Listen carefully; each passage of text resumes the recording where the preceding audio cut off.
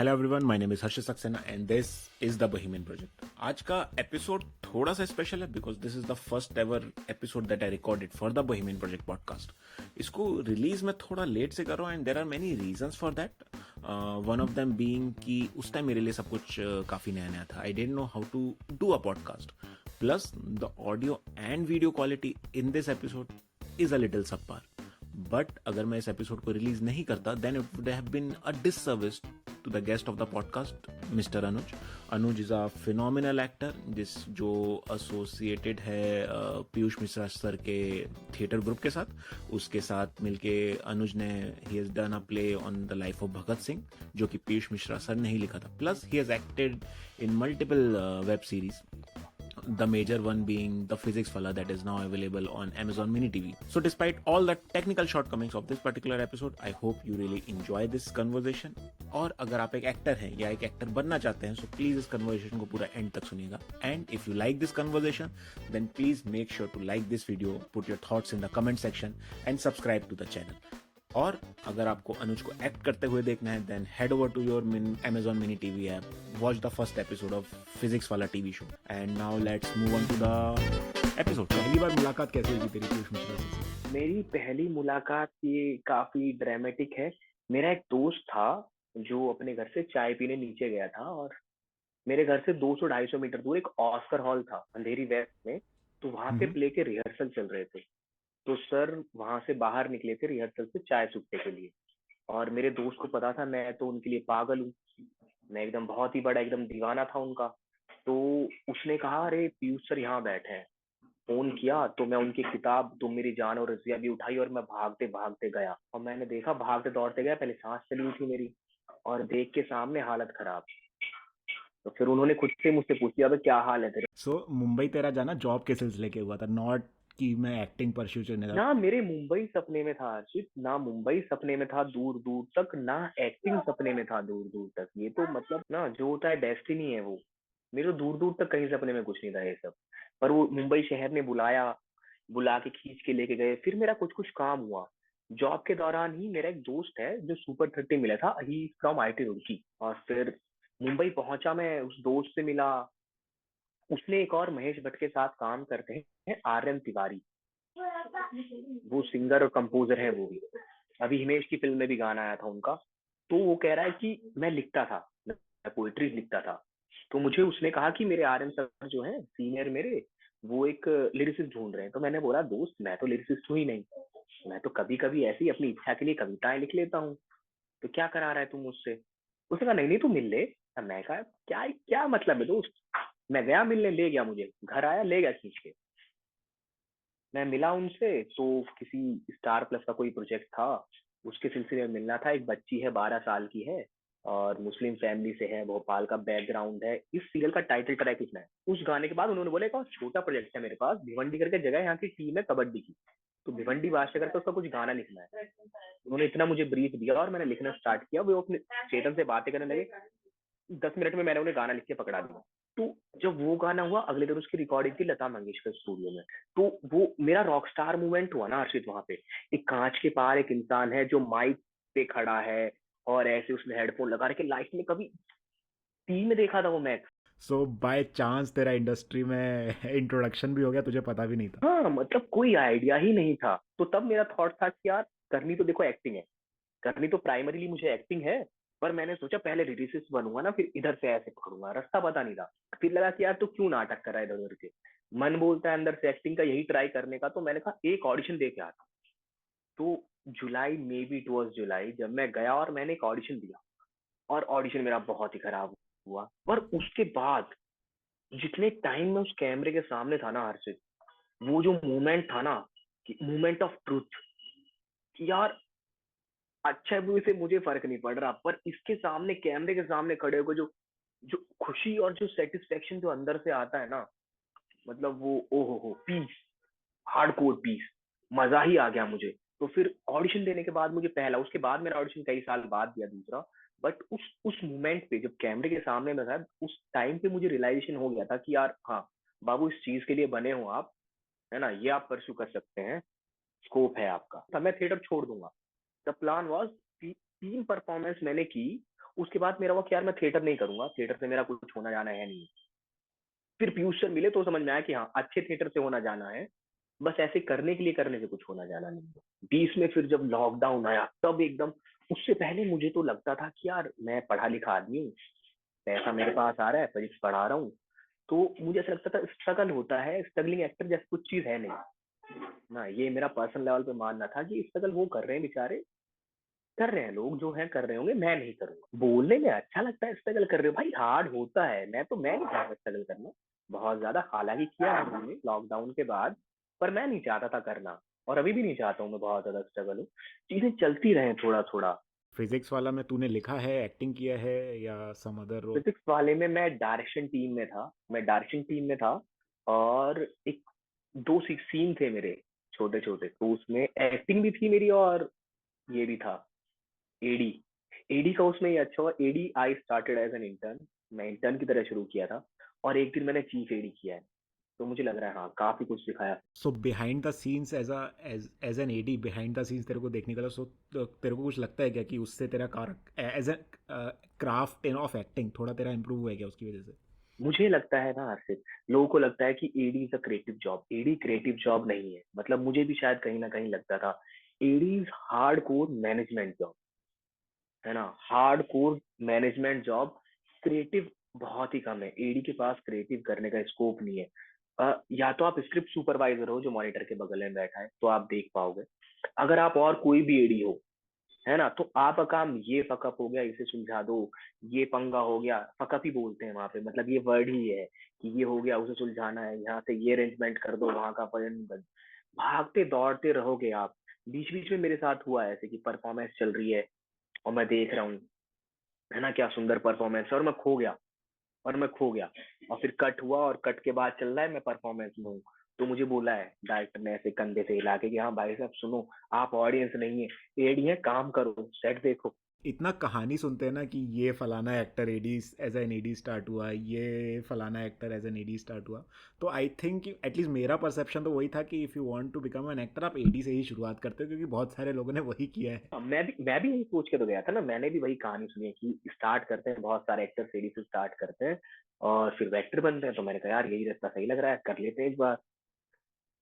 तो किया मैंने, तो सेट पे क्या चल रहा है, कैसा माहौल है, लोग कैसे बिहेव करते हैं, और वो सेट डायनामिक्स अगर आपको समझना है, AD is a good job, है ना, और हाँ, सेट डायनेमिक्स और वो सब के लिए it is good. Creative as a craft अगर मैं ऐसा कहूँ, एज एन एक्टर मेरे अंदर क्या हुआ, तो उससे ज्यादा तो क्रिएटिव मुझे लगता है जब मैं एज एन एडी एक्टर के साथ डबिंग स्टूडियो में गया, है ना, पूरे सेट पे चल रहा है, वहां पे आप क्रिएटिवली नहीं इन्वॉल्व हो पाते हैं, आपको अरेंजमेंट्स करने हैं, अब मुझे बैकग्राउंड देखना था, तो पीछे से यहाँ से इस टाइम पे कौन जाएगा, यहाँ से ये होगा, वहां पे वो होगा, आप उसी में लगे रहोगे, आपको कैमरे के पीछे आगे खड़े होने का टाइम नहीं होता है, ना एडी का वो काम है, तो क्रिएटिविटी के नाम पे मैं एडी जॉब को मैं उतना अप्रिशिएट नहीं करता हूँ, मतलब पर्सनली, हो सकता है कोई कर लेता हो, मुझे तो लगता है कि एडी में और मैनेजमेंट के जो अच्छे लोग हैं वो कुछ लोग आए और फिर तहलका मचे। सो एज एन एक्टर अगर कोई इंडस्ट्री में लेट से जाना चाहता है एंड जिसके कॉन्टैक्ट्स नहीं है, because being from IIT Kanpur तेरे कॉन्टैक्ट्स रहे होंगे, and I know personally there are lot of people from IITs who are in the industry who are doing good work. So as an actor अगर किसी को industry में घुसना है तो तेरे हिसाब से कैरियर पाथ क्या रखना चाहिए, बिकॉज एडी तूने रूल आउट किया and you started as a lyricist, तो और क्या हाँ क्या हाँ, पॉसिबिलिटी हो सकती है किसी के पास जिसके पास कॉन्टैक्ट्स नहीं है? जिनके पास कांटेक्ट नहीं है, तो पहले मेरे थॉट्स बहुत ही डिफरेंट थे, अभी पिछले ही कुछ दिनों में बहुत सारी तब्दीलियां आई है। तो पहले तो मैं कहता था, एक फंडा है यहाँ पे कि रास्ते सबके अलग अलग होते हैं, सबको अपना रास्ता ढूंढना है, कोई किसी को रास्ता बता नहीं सकता। तो पहले अगर मुझसे कोई पूछता कि भैया या दोस्त या बड़े भाई मैं एक्टिंग करने आना चाहता हूँ, तो मैं शायद कुछ बताता। अब जो मैं पहली चीज कहता हूँ, मुझसे पूछते हैं लोग अभी भी, तो मैं सबसे पहली चीज ये बोलता हूँ कि भाई अगर जीवन में कुछ भी तो अच्छा कर सकता है वो कर लो, कुछ भी जीवन में एक्टिंग से अलग आप अच्छा कर सकते हो कर लो, मत आ इंडस्ट्री। हाँ, यस, ये मेरे बहुत ही ब्रांड न्यू थॉट्स है। मैं कहता हूँ मत आ, अगर कुछ भी और अच्छा कर सकते हो आप लाइफ में, डू इट बाबा, है ना, अगर जैसे मैंने बहुत सारा टाइम अपना इसी को दिया, मैं कुछ और कर नहीं सकता ना, मैं किसी और चीज में इतना अच्छा हूँ। तो मेरी मजबूरी है, या तो तुम्हारी में बहुत ही ज्यादा चुल है कि मुझे आर्ट ही करना है, तो आ जा भाई, फिर तो क्या है, फिर तो कुछ हो ही नहीं सकता। बट अगर आप कुछ भी कर सकते हो तो वो कर लो यार, मत आओ। मैं जितना एस्टिमेट कर रहा था अर्षित, मुझे पता था टफ होगा, मुझे पता था टफ होगा, आई वॉज अवेयर कि टफ है। पर जितना मैं एक्सपेक्ट कर रहा था, मेरी एक्सपेक्टेशंस को ये मल्टीपल टाइम एक्सीड कर गया है। अभी रिसेंटली क्या हुआ जो तेरा थॉट प्रोसेस चेंज हो गया इस चीज को लेके? कई सारे पीयूष सर के साथ नरसिंह वाला प्ले चल रहा था, गगन दमामा बाजू, वो रुका। एक मैं वेब सीरीज करके आया था किसानियत, उसमें कुछ कुछ हुआ पंगा, वो ऐसे ही यहाँ वहां से यूट्यूब पे ऐसे ही रिलीज कर दी गई, कुछ नहीं हुआ उसका। और फिर पीयूष सर ने अभी एक प्ले स्टार्ट किया था, उनका पुराना प्ले 94 में लिखा था उन्होंने, वो अब भी पुकारता है, उसमें मेरा मेजर पार्ट था। I was one of the lead. तो कुछ कुछ सर के साथ प्रॉब्लम्स हुई और प्रोडक्शन के साथ प्रॉब्लम हुई। पृथ्वी फेस्टिवल में ओपन करना था हमें प्ले, पृथ्वी फेस्टिवल में पृथ्वी से ओपन होना था प्ले, वो कुछ कुछ दिक्कतें हुई तो वो भी बंद हो गया वापस। पर फिर भी वही लगता है कि यार हाँ ठीक है, एक और खराब हो गया, एक और हो गया, मतलब हो रहा है ना सर। अब ऐसे हारता वो है जो मतलब जो लड़ता है। हाँ, जो लड़ा ही नहीं वो हारेगा क्या? थोड़े टाइम के लिए फीडबैक होता है, लगता है कि अरे यार उफ, खराब हो गया, ये हो गया वो हो गया, मतलब इंसान हूँ, मुझे भी लगता है खराब। बट वो ऑप्टिमिज्म अभी भी है तेरे पास लेकिन। हाँ तो वही, मैं एक सीरीज से दो सीरीज करने के लिए थोड़ी आया हूँ यहाँ पे, अब मुझे तो यही करना है। अब करना ही ये है, जिंदगी भर यही करना है। तो क्या है, एक दो नहीं आएंगे, मुझे पता है ऐसा होता ही है, आगे भी होगा। ये कौन सा मतलब मैं पहला हूँ जिसके साथ हुआ है, मुझसे पहले से होता है और आगे मेरे साथ भी होगा। मुझसे पहलों के साथ भी हुआ है, मेरे साथ भी होगा, मेरे आने वालों के बाद भी होगा, मेरे बाद जो आएंगे उनके साथ भी होगा।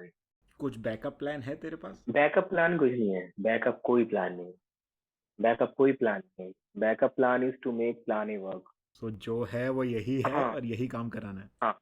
इसमें क्या होगा, मेरे मेथड्स फेल हो सकते हैं ना, मैं उस जो फेल हुआ है उस चीज को मानूंगा, मैं कुछ और नया सोचूंगा, अलग सोचूंगा, फिर उसे एग्जीक्यूट करूंगा, और होता रहूंगा शायद मैं फेल कई बार। सक्सेसफुल होने के लिए तो मुझे एक फंडा चाहिए ना, एक चीज जो, एक मेथड जो काम कर रहा है। नहीं कर रहे हैं, मुझे पता है नहीं करेंगे, बिल्कुल नहीं करेंगे। एक काम कर जाए, उसके बाद काम हो जाएगा मेरा। मुझे कॉन्फिडेंस किस चीज से आता है कि मुझे नहीं लगता मैं ऐसे किसी से मिला, मैंने बातचीत की और उसने कहा अरे वाह क्या बात है, क्या लग रहे हो, मैं तुम्हें अपनी फिल्म में हीरो लूंगा। तो मुझे ये पता है कि पर एक बार जिसने मुझे काम करते देख लिया, है ना, जिसने मुझे काम पे देखा, वो वहां पे मेरा गेम हो जाएगा। डिप्रेशन होता है अभी अकेले रह के? मुंबई में अकेला है राइट अभी? फैमिली तेरी हाँ, हरियाणा में है? हाँ, मेरी गाजियाबाद में फैमिली है। गाजियाबाद में, सॉरी, गाजियाबाद में फैमिली है। डिप्रेशन या कुछ अलोन या लोनलीनेस होती है? नॉट एग्जैक्टली डिप्रेशन बट अकेलापन लगता है क्या? पूरा मुंबई शहर तन्हा लोगों से भरा हुआ है यार, पूरा मुंबई शहर तन्हा लोगों से भरा हुआ है। कोई अगर ये नहीं मानता है तो मैं कहता हूँ शायद झूठ बोल रहा है, छोटे से लेके बड़े तक इतनी भीड़ है, लाखों करोड़ों लोग हैं, बट बहुत तन्हा लोग हैं वहां पे। ये मेरा पर्सनल एक्सपीरियंस है। मेरे साथ कुछ मेरे यार दोस्त हैं अच्छे, तो मेरी मैं उतना अकेला नहीं महसूस करता हूँ। पर हाँ, वो मोमेंट्स आते हैं ना, that time of the month आता है मेरा भी। उस ड्यूरेशन में like how do you cope up with that? सारा तो मैं नहीं बता सकता, पर कुछ एक मेथड, कुछ अच्छे दोस्त हैं, उनसे जाओ मिलो। सारा नहीं बता सकता। क्या करे इंसान, मतलब होती है चीजें।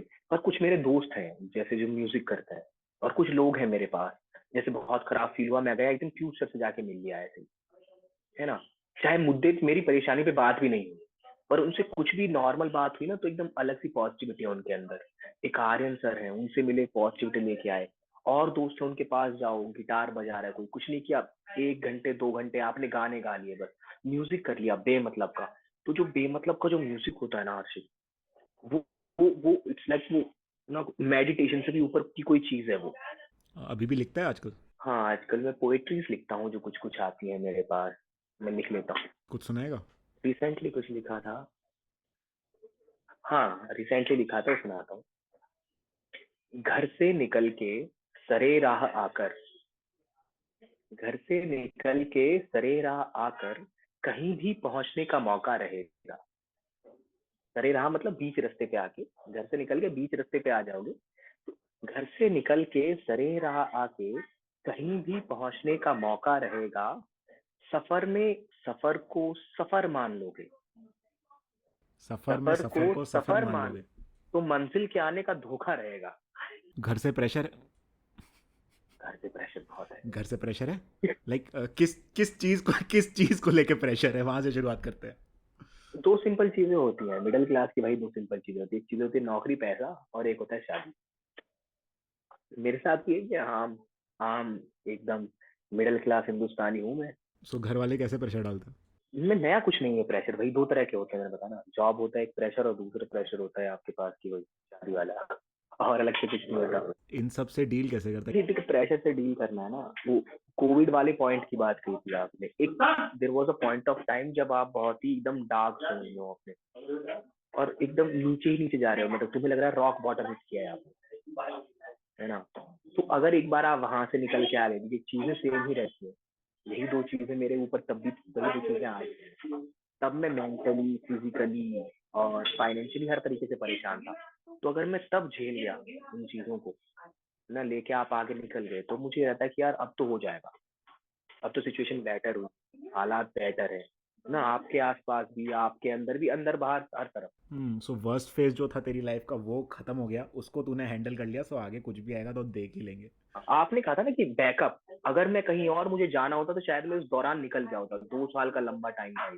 सो पीयूष मिश्रा सर के साथ अभी भी कांटेक्ट में है? कांटेक्ट में उनसे मैं हूँ मैं। मतलब रेगुलरली बातचीत होती है या जस्ट काम को रिलेटेड कि सर चलो प्ले करना है, उस तरह से उससे रिलेटेड बात होती है? नहीं, मेरा और सर का रिश्ता बड़ा अलग है। हमारा ना ऐसे एक जो पुराने जमाने के बाप बेटे होते हैं ना, मतलब प्यार है। बेटा बाप से बहुत ज्यादा कुछ नहीं कह सकता, बाप बेटे से कुछ नहीं कहता। बहुत ही लिमिटेड लाइनों में हमारी बात होती है। हमारे ग्रुप में बाकियों की बहुत सारी बातें होती है, पर हमारा वैसा है, वो हमारी आंखों आंखों में ज्यादा बात होती है, हमारी शब्दों में कम बातें होती है। तो अपना वो वाइब वाला एक फैक्टर है। मैं तो मानता हूँ कि बहुत क्लोज है, हम दोनों बहुत ही क्लोज हैं। शब्दों में हमारी बातें बहुत कम हुई है।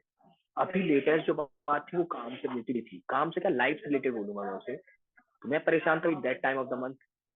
तो मैंने कहा सर जी कहाँ है, तो उन्होंने कहा मैं तो दिल्ली में हूँ। कह रहे ठीक है, उसके बाद मैं कहा ये बताओ आप, एक एक्टर को अभी जैसे काम नहीं है कुछ, एक एक्टर के लिए कुछ ऐसी डेली बेसिक एक्सरसाइज के रोज करे ही करे टाइप का। अबे अबे अबे एक काम कर, तू घर आ जा। अच्छा, उनका बोलने का लहजा भी ऐसा ही है? हाँ हाँ हाँ, वो एकदम गाली तो मतलब प्यार बरस रहा है। मतलब उन्हें, मुझे नहीं लगता बिना गाली को उन्हें प्यार जताना आता है। अगर गाली आपको पड़ रही है कि ये आदमी मतलब प्यार कर रहे हैं भाई आपसे। ये रिलेशन थोड़ा टॉक्सिक नहीं हो जाता कि गाली दे के प्यार जता रहे हैं? नहीं नहीं, मैं समझ गया ना उस इंसान को कि इसे सिंपल प्यार जताना आता ही नहीं है, गालियों में ही इनका प्यार है। तो फिर आपको जो इंसान जैसा है ना वैसे ही उसे लेना पड़ेगा, है ना। वो तो फिर भी गुरु है, किसी को आप बदल थोड़ी सकते कि गाली में ही प्यार देता है मैं इसके पास ही जाऊंगा। प्यार दे रहा है, कैसे दे रहा सही। एज अ डायरेक्टर कैसे हैं? As a writer I know काफ़ी अच्छे राइटर हैं। क्योंकि उनका एक प्ले है जब शहर हमारा सोता है। आई थिंक वो रोमियो एंड जूलियट से इंस्पायर्ड एक वेस्ट साइड स्टोरी मूवी है, और उस वेस्ट साइड स्टोरी को इन्होंने अडॉप्ट किया था। सो एसेंशियली जब शहर हमारा सोता है is Romeo and Juliet, but in a musical format. So as a writer I know कि वो बहुत अच्छा लिखते हैं। As a director how is he? दो डायरेक्टर्स से मिला हूँ मैं, दो प्ले में मैं दो अलग अलग डायरेक्टर्स से मिला हूँ। सेम पीयूष सर ही हैं, बट दोनों प्लेस में दो अलग अलग डायरेक्टर हैं। तो भगत सिंह वाला प्ले, उस फर्स्ट प्ले में रीडिंग हो चुकी थी, कास्ट कास्ट हो चुकी थी। उसके बाद से मैंने ज्वाइन किया था, तो रीडिंग वाला और वो वाला फेज मैंने नहीं देखा था। मैं सीधे जो छोटे छोटे पार्ट्स बचे थे मुझे उनमें कास्ट किया गया था, और वहां से हमने स्टार्ट किया था। बहुत ही सरल, बहुत साधारण, है ना। बहुत ज्यादा चीची पॉपा नहीं करते हैं वो, बीच में कुछ इंस्ट्रक्शन नहीं दे रहे हैं बहुत ज्यादा। अगर कोई हो ही रहा है अलग सा ही तो बता देंगे ब्लॉकिंग ये नहीं है, यहाँ से करके ऐसे कर ले। उनके साथ काम करो तो एज एन एक्टर आपको फ्रीडम मिलता है? मेरे पास 3-4 छोटे छोटे रोल्स थे, उन्होंने मुझे एक बार नहीं टोका पूरी प्रोसेस के दौरान। 1.5 महीने हमने प्रिपेयर किया, रिहर्सल्स किए, मुझे एक बार नहीं टोका। और ऐसे मल्टीपल एक्टर्स थे जिन्हें कभी नहीं टोका उन्होंने। तो बहुत ही लीनियंट और फ्रीडम। वो बोलते हैं कि कहीं फंसे, अबे तुम एक्टर्स हो तो तुम करो। वो थोपना नहीं चाह रहे थे, तो उसमें वैसा था। अभी जो दूसरा प्ले शुरू किया था इसमें एकदम अलग तरह का डायरेक्टर था, एकदम बहुत ही हार्श, थोड़ा सा रूड, खड़े होके खड़े हैं स्टेज पे, अच्छा अच्छा अच्छा, कोई डायलॉग ले रहा है अपना, एकदम ऐसे पास में आ जाएंगे और ऐसे ऐसे, हाँ हाँ अच्छा अच्छा, हाँ हाँ ठीक है, और पहले बैठे रहते थे सिंपल, हमें बता चल रहा है, अब इस बार बहुत ही हाइपर एनर्जी, और वो एकदम देने वाले जोन में है ना। अब कुछ भी निकल जा रहा है इस आदमी के मुंह से, बस तुम पकड़ते रहो, बटोरते रहो, है ना, ज्ञान बह रहा है, एंड जितना कैच कर सकते हो कर लो। पर्सनली तुझे कौन सा टाइप ऑफ डायरेक्शन पसंद आता है? मुझे लगता है इन दोनों के बीच का आखिर कहीं पे कुछ होना चाहिए। जब एकदम फ्री छोड़ दिया जाता है सब कुछ मेरे ऊपर, तो मुझे लगता है कि यार इतना परफेक्ट तो मैं नहीं कर सकता, कि यार कुछ तो बता दो मुझे, कि एक कमी तो बता दो मुझे। तूने थिएटर में भी काम किया है, स्टेज पे भी काम किया है तूने, वेब सीरीज़ में भी काम किया, ऑल्दो वो रोल कट गए, बट तूने काम किया है। सो दोनों मीडियम कितने डिफरेंट हैं? प्लस इसका एडिशन मेरा ये सवाल है कि दोनों मीडियम में विच वन यू प्रिफर, तेरे को कौन सा पसंद है? ओके, मैं दोनों जवाब देता हूँ। मुझे आंसर दो टर्म्स में चाहिए, in terms of artistic satisfaction and also in terms of money. हाँ, मनी वाइज तो सीधे जीत जाता है स्क्रीन वाला, मनी है स्क्रीन में, है ना। थिएटर से घर नहीं चल रहा है आपका, थिएटर से खर्चे भी नहीं पूरे हो रहे हैं, तो सेटिस्फेक्शन हालांकि थिएटर में ज्यादा है, क्योंकि अब मुझे एक रोल कर रहा हूँ मैं, सुबह से मैंने प्रिपेयर किया, 2 दिन 4 दिन प्रिपेयर किया, और तीसरे दिन मैंने परफॉर्म कर दिया। थिएटर के साथ ये सुविधा है, आप 1 महीने एक कैरेक्टर को बिल्ड कर रहे हैं, बिल्ड कर रहे हैं, बिल्ड कर रहे हैं, तो आप खुद को पूरा कहीं खत्म करके एक अपने आप का एक नया वर्जन पूरा का पूरा आप गढ़ सकते हैं। ये ब्यूटी है थिएटर के साथ, स्क्रीन के साथ ये फ्रीडम नहीं, है ना। तो आर्टिस्टिक सेटिस्फेक्शन की तरफ से I prefer theatre, money wise I prefer screen वाला। और आप मुझे पूछते हैं कि मुझे पर्सनली क्या अच्छा लगता है, मुझे पर्सनली अच्छा लगता है परफॉर्म करना, चाहे स्क्रीन पे करा लो चाहे स्टेज पे करा लो, मैं डिफरेंशिएट नहीं करता, मुझे परफॉर्म करना है, सच्चाई से जीना है मुझे, चाहे इधर जीऊं मैं चाहे उधर जीऊं। टैक्टिक्स डिफरेंट हो जाते हैं, आपकी टेक्निक्स डिफरेंट हो जाती हैं, स्टेज है आपका तो आपको लाउड करना पड़ेगा, है ना, बॉडी लैंग्वेज आपकी, जेस्चर्स आपका, वो तो दोनों के लिए आप निकाल के अलग अलग चीजें दोगे, उसका थोड़ा सटल थोड़ा हल्का करना पड़ेगा, थिएटर में थोड़ा लाउड जाएगा, पर ओवरऑल है तो परफॉर्मेंस ही, तुम्ही कम ज्यादा कितना करना है वो तुम्हारा, यही एक्सपेरिमेंट है बेसिकली। बट आपको ना, मतलब ऐसा नहीं कि मुझे थिएटर एक्ट कर रहा है, मुझे मुझे स्क्रीन के लिए एक्ट करना है, मुझे बेसिकली एक्ट कर रहा है, मुझसे कहीं करा लो भाई। तेरा भगत सिंह वाला प्ले अभी भी थिएटर पे चलता है या लाइक उसका डन एंड डस्टेड, अभी वो नहीं, पैकअप वो हो गया बंद, उसका? हाँ, वो बंद हो गया। वो बैकअप हो गया, हाँ, वो प्ले बंद हो गया है। थोड़ा फ्रस्ट्रेशन नहीं होता या कुछ इरिटेशन नहीं होता एक एज अ प्ले कि एक ही कैरेक्टर को तू 3-4 महीने के लिए कर रहा है अलग अलग जगह? हाँ, ये लोगों को लगता है, मुझे भी लगता था पहले, जब मैं शुरू कर रहा था मुझे भी लगता था, पर ये ब्यूटी है, ये आपके कुछ अलग ही अवसर लेके आ रहा है, ये अलग अपॉर्चुनिटीज हैं, एक कैरेक्टर को इतना लंबा जीने की अलग अलग अपॉर्चुनिटीज है, वो कैरेक्टर आपके अंदर डेवलप करता है, कैरेक्टर आपके साथ ग्रो करता है विद टाइम। तो पहले मुझे लगता था कि शायद मैं बोर हो जाऊंगा, पर नहीं। जैसे इकिगाई बुक है ना, इकिगाई वो जापानीज वाली, जापानीज तो वाली, हाँ उसमें भाई। कहीं चैप्टर था कि वो सेम वो एक रूटीन है जो उसे फॉलो करते हैं, इसका मतलब बोरिंग हो जाता है, उस रूटीन में ही आपको ब्यूटीज मिलने लग जाती, तो वो इतनी सी स्क्रिप्ट वो सेम उतनी ही है, परफॉर्मेंस हर बार कुछ और ही होता है। एज एन एक्टर तेरे हिसाब से रीडिंग का, पढ़ने का कितना सिग्निफिकेंस है? लाइक क्या ये, क्योंकि मैंने दोनों स्कूल ऑफ थॉट सुने हुए हैं, काफ़ी लोग बोलते हैं कि if you want to be an actor आपको काफ़ी कुछ पढ़ना चाहिए, हिंदी साहित्य पढ़ना चाहिए, किताबें पढ़ो, like you should know your literature. And कुछ लोग ऐसे भी सुने हैं कि लिटरेचर सब जाए भाड़ में, I am here to act, मुझे सिर्फ एक्टिंग करना है तो मैं यही करूँगा। तेरा क्या ओपिनियन है इस बारे में? मैं पढ़ाई वाले उससे आता हूँ, स्कूल ऑफ थॉट से, कि पढ़ना इज हेल्पफुल, वो अच्छा, पढ़ना बहुत ही अच्छा है, सिंपल है ना, जो हमारे बड़े बड़े एक्टर्स वही बोलते हैं कि स्क्रिप्ट जो है वो सब कुछ है, जितनी बार उसे पढ़ते जाओगे, जितनी बार रीड करोगे, स्क्रिप्ट अपने आप कुछ और देती है आपको आगे, तो पढ़ना ही पड़ेगा। और पढ़ के आपका इमेजिनेशन स्ट्रांग होता है, आपकी चीजें खुलती हैं, नए नए किरदार आपको छू के जाते हैं, आपको नए नए किरदारों को आप भी तो एक्सप्लोर कर रहे हैं, और एज एन एक्टर आपका काम क्या है, एक नए तरह का थॉट प्रोसेस, एक नया तरह का इंसान, कैसे काम कर रहा है, क्या सोच रहा है, क्या उसका बिहेवियर है। तो एक नए इंसान को मुझे जानने मिल रहा है मौका, तो मतलब एक कैरेक्टर मुझे जानने मिल रहा है। तो ये तो मेरे क्राफ्ट में मेरी हेल्प करेगा ही ना, आज नहीं करेगा कभी और करेगा। एग्जैक्टली सेम मैं कॉपी नहीं करूंगा, बट कहीं ना कहीं ये काम आएगा। तो रीडिंग तो बहुत काम की चीज है मुझे लगता कोई ऐसा बुक जो तेरे को काफ़ी पसंद है और विच यू थिंक कि एवरीवन शुड रीड? है। अब एवरी वन वाला तो मैं नहीं कह सकता, पर मुझे बहुत पसंद है किताब है मुसाफिर, बशीर बद्र साहब की पोएट्री बुक है। और ऐसा है वो, एक बार पढ़ो आप एक पेज और फिर आप रुक के सोचोगे थोड़ा कि अरे वाह, उस चीज से मजबूर करती है। मुसाफिर मुझे बहुत सुंदर किताब है। अगर किसी को तेरा प्ले देखना हो या कोई वेब सीरीज तूने किया हो, तेरा कोई लिखा गाना सुनना हो, कुछ उसका प्रेजेंस है ऑनलाइन? गाना ऑनलाइन होगा धुआं धुआं बाय मन चेतन। और एक और गाना है बेफिक्री, वही बाय मन चेतन। उसके लिरिक्स मैंने लिखे हैं। बेफिक्री अगर सुनने का मन हो किसी का सुने, तो बेफिक्री के बारे में मैं ये कहता हूँ, अगर आप, वो मैंने लिखा है, वो वहीं से मेरी जर्नी शुरू भी हुई थी, चेतन ने वहीं से पकड़ा था।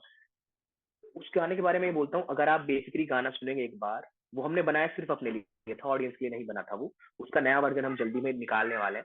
आप उस गाने को 3 से 5 बार जब सुनेंगे, मैं इतना तक बोलता हूँ, इतना सुंदर लिखा है मैंने, आपको 3 से 5 बार तक कुछ ना कुछ नया जरूर मिलेगा उस गाने में। कॉन्फिडेंस तेरा अपने राइटिंग को लेके ना थोड़ा वो है, क्या बोलते हैं, एग्ज्यूट करता है, बाहर से निकल के आता है तेरे से कि हाँ इतना कॉन्फिडेंस होना चाहिए कुछ भी कर रहे हो तो। हाँ, वो नेचुरल है, उसके लिए मैंने कुछ किया नहीं। मुझे ऐसा लगता है कि वो जो है तो है, जो है आपको वो मानना पड़ेगा। जो नहीं है उसके लिए आप और एफर्ट मारें, कोशिश करें, पर जो है नेचुरली है आपके पास, उसे आप डिनाई नहीं कर सकते। मतलब मेरा कुछ नहीं है, जो है वो कहीं से आता है, तार बैठता है, ये कनेक्शन होता है। तो एक सवाल था जो आई थॉट कि रेस्पेक्ट जो है ना उसके लिए सोसाइटल अप्रूवल लगता है, like unless and until a bunch of people respect you don't get respected as a whole in the society. So वो रेस्पेक्ट घर रेस्पेक्ट पे का पता नहीं, पर क्या माहौल प्यार था? है अर्षित, मतलब प्यार मुझे बहुत ही मिलता रहता है। घर वालों से बहुत प्यार मिलता है, और जो लोग हैं जो सुनते हैं, मतलब कहीं मैंने किसी को 4 लाइन सुना दी दोस्त के यहाँ बैठे थे, तो मुझे लगता है वो प्यार ही बहुत इंपॉर्टेंट होता है। रेस्पेक्ट तो बहुत ही कम मिलती है, सही में नहीं मिलती। घर वाले क्यों मेरी इज्जत करेंगे, मतलब छोटा हूँ मैं अब, ऐसे मैं एक्सपेक्ट करूँ मेरे पिताजी मुझे इज्जत दे रहे हैं, नहीं होगा वो। नहीं, बट अगर जब तक इज्जत नहीं है तो प्यार भी नहीं आता है ना। आप किसी ऐसे बंदे से प्यार नहीं कर सकते जिसकी आप बिल्कुल भी रेस्पेक्ट नहीं करते हो, सो दैट प्यार है तो रेस्पेक्ट भी उसके साथ लिंक हो जाता है। हाँ, तो रेस्पेक्ट कहीं होगी, मुझे तो प्यार ही नजर आता है, रेस्पेक्ट नजर नहीं आया। होगी कहीं ना कहीं, प्यार कर रहे हैं तो कुछ तो मानते ही होंगे। बट इंडस्ट्री में नहीं मिलता रेस्पेक्ट। नहीं, इंडस्ट्री में मुझे किसी ने बहुत ही डिसरिस्पेक्ट नहीं किया है वैसे। है, एक वही है, थोड़ा सा है, अभी नए लोगों के साथ होता है। मतलब मैं कहता भी नहीं हूँ कि यार मुझे रेस्पेक्ट दो। मतलब आप काम करोगे तो उसकी होती है रेस्पेक्ट इंसान की। मतलब पता नहीं, मुझे एक चीज थोड़ी गड़बड़ जो लगती है लोगों के साथ, समस्या ये है, ह्यूमन को ह्यूमन ट्रीट नहीं करते हैं आप। कि ह्यूमन ट्रीटमेंट डिजर्व करता है सामने वाला, चाहे वो ऊपर लेवल पे है नीचे लेवल पे है, उससे कोई फर्क नहीं पड़ता। मुझे खराब ये लगता है कि जो ह्यूमन को ह्यूमन ट्रीट नहीं करते हो आप, वो मुझे थोड़ा खराब महसूस होता है। ह्यूमन ट्रीटमेंट दो ना, मत दो रेस्पेक्ट। मैं कौन सा करूँ यार, मुझे रेस्पेक्ट दो, मैं नहीं हूं लायक उसकी में भी। बट जैसा मैं कोशिश ये करता हूँ, मैं जिससे भी मिल रहा हूँ, चाहे वो, हाँ, कि एक इंसान की तरह आप ट्रीट करो। वो मिनिमम रिक्वायरमेंट है। इज्जत दो मत दो, इंसान तो मानो, इंसान दे देना अपने आप में काफी है। सो वो तेरे को लगता है कि मिसिंग है उधर? ट्रीटमेंट थोड़ा सा है इशू, और गलती उनकी भी नहीं है। अब दिन में 100 लोग आएंगे किसी के पास, और दिन में आके और अलग अलग तरह के लोग आते हैं, मैं समझता हूँ कितने डम से डम लोग आते होंगे। तो वो भी बेचारा कब तक किससे अच्छे से बात करे। तो मतलब मैं समझता हूँ, ठीक है, मतलब जो है वो है, उसका कुछ कर नहीं सकते हो आप। आप अपना कर सकते हैं, आप अपने बारे में सोचे, अपने अंदर के चेंज करें, खुद बेहतर बर्ताव करें, तो वही करने की कोशिश करते हैं। ये पॉजिटिव एटीट्यूड काफ़ी पसंद आया मुझे तेरा, ये हाई पॉइंट रखते हैं, वी शुड क्लोज दिस।